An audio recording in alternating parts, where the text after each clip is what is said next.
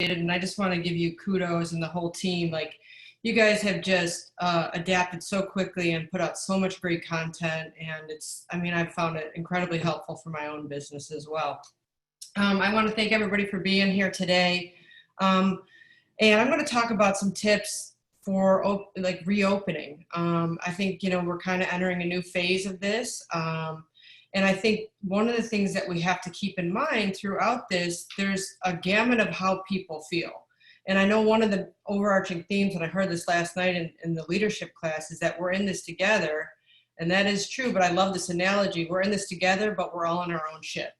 So we're all kind of having our own experience through this. And so I think as a business owner or any kind of business person, like thinking, that overarching thought will make your communication sound less tone deaf. Because some people feel one way, some people feel another. And so we kind of, you're not going to always please everybody, but if you can really just stick to a steady strategy, which brings me to my first tip, is to create an opening strategy. And when I say that, I am talking about writing this down. Right now, a lot of us have a lot going on. We've shifted gears quickly.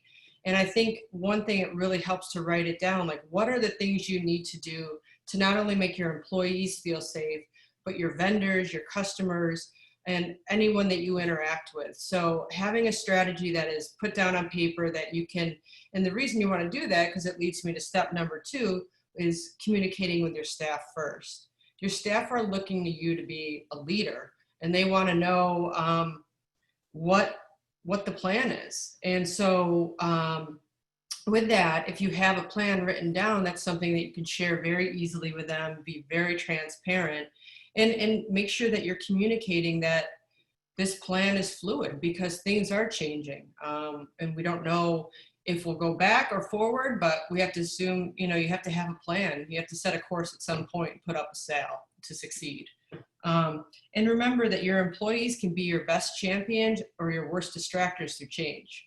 So they are in a lot of ways your front lines because they interact with a lot of people, whether it's on social media, or Zoom, or social distancing in an appropriate way. And then just like with your employees, my tip number 3 is, communicate to your customers and suppliers.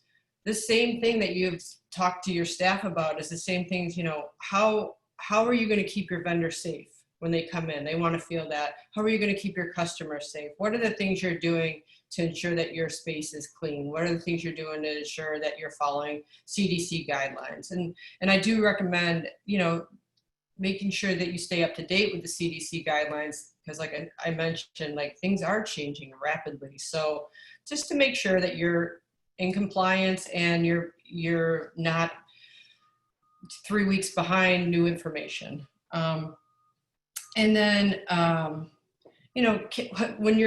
if you've never reached out in 3 years and all of a sudden you're trying to sell products through email, you probably will be considered pretty tone deaf, and you may have backlash.